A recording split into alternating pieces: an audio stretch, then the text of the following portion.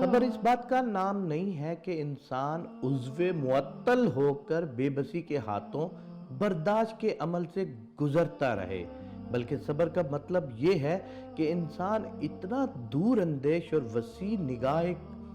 وسیع نگاہ کا حامل ہو کہ معاملات کے انجام پر نظر رکھتے ہوئے رب پر بھروسہ رکھے۔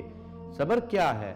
صبر یہ ہے کہ جب تم کانٹے کو دیکھو تو تمہیں پھول بھی دکھائی دے، جب رات کے گھپ اندھیرے پر نظر پڑے تو اس میں صبح صادق کا اجالا بھی دکھائی دے۔ بے صبری یہ ہے کہ انسان اتنا کوتاہ بین اور کم نظر ہو کر معاملے کے انجام پر نظر ڈالنے سے قاصر رہ جائے۔ عاشقان الہی صبر کا دامن کبھی ہاتھ سے نہیں چھوڑتے، کیونکہ وہ اچھی طرح جانتے ہیں کہ پہلی کے باریک چاند کو ماہ کامل میں تبدیل ہونے کے لیے کچھ وقت ضرور گزارنا پڑتا ہے۔ مشرق، مغرب، شمال، جنوب، ان سب سے کچھ فرق نہیں پڑتا۔ تمہارے سفر کی سمت کوئی بھی ہو، بس یہ دھیان ضرور رہے کہ ہر سفر ذات کا داخلی سفر ضرور بنے۔ اگر تم اپنی ذات کے اندرون میں سے ایک مقام سے دوسرے مقام تک کا باطنی سفر کرو تو تمہارے ساتھ یہ پوری کائنات اور جو کچھ اس میں ماورا ہے وہ بھی شریک سفر ہو جائیں۔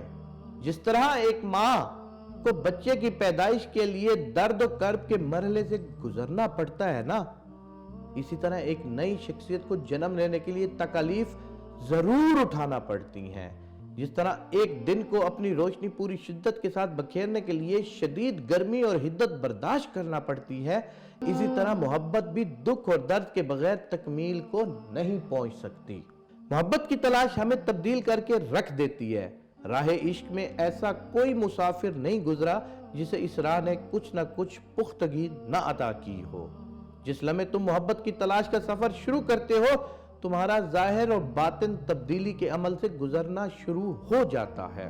آسمان پر شاید اتنے ستارے نہ ہوں جتنے دنیا میں جھوٹے اور ناقص شیوخ پائے جاتے ہیں۔ تم کبھی بھی کسی سچے مرشد کو کسی ایسے مرشد سے مت ملانا جو نفس کا پجاری ہو اور اپنی ذات کا اسیر ہو۔ ایک سچا مرشد کبھی بھی تمہیں اپنی ذات کا اسیر بنانے کی کوشش نہیں کرے گا اور نہ ہی اپنے نفس کے لیے تم سے تابعداری اور تعریف و توصیف کا تقاضا کرے گا، بلکہ اس کے برعکس وہ تمہیں تمہاری اصل اور حقیقی شخصیت متعارف کروائے گا۔ سچے اور کامل مرشد تو کسی شیشے کی مانند شفاف ہوتے ہیں تاکہ خدا کا نور ان میں کامل طور پر چھن کر تم تک پہنچ سکے۔ زندگی میں جو بھی تبدیلی تمہارے راستے میں آئے اس کے استقبال کے لیے تیار رہو، اس کی مذمت مت کرو، بلکہ زندگی کو اس بات کا موقع دو کہ تم میں سے گزر کر اپنا راستہ بنا سکے۔ اس بات کی فکر مت کرو کہ زندگی میں نشیب و فراز آ رہے ہیں۔ تمہیں کیا پتا کہ آنے والی تبدیلی تمہارے حق میں بہتر ہے یا موجودہ حالات تمہارے حق میں بہتر ہیں۔ ہر انسان ایک تشنہ تکمیل فن پارہ ہے، جس کی تکمیل کے لیے خدا ہر انسان کے ساتھ داخلی اور خارجی طور پر مصروف کار ہے۔ یہ ایک مسلسل عمل ہے۔ خدا ہم میں سے ہر ایک کے ساتھ انفرادی سطح پر معاملہ کرتا ہے، کیونکہ انسانیت ایک بے حد لطیف اور نفیس مصوری کا شہکار ہے، جس پر ثبت کیا جانے والا ہر ایک نقطہ پوری تصویر کے لیے یکساں اہمیت کا حامل ہوتا ہے۔ ایک بلند و برتر ذات اور ہر طرح کے نقص سے پاک خدا سے محبت کرنا بظاہر تو آسان سی بات معلوم ہوتی ہے، لیکن اس سے کہیں زیادہ مشکل بات یہ کہ انسان اپنے ابنائے جن سے محبت کرے جن میں ہر طرح کی کمزوریاں اور خامیاں پائی جاتی ہیں۔ یاد رکھو، انسان اسی کو جان سکتا ہے جس سے وہ محبت کرنے پر قادر ہو۔ محبت کے بغیر کوئی معرفت نہیں ہوتی۔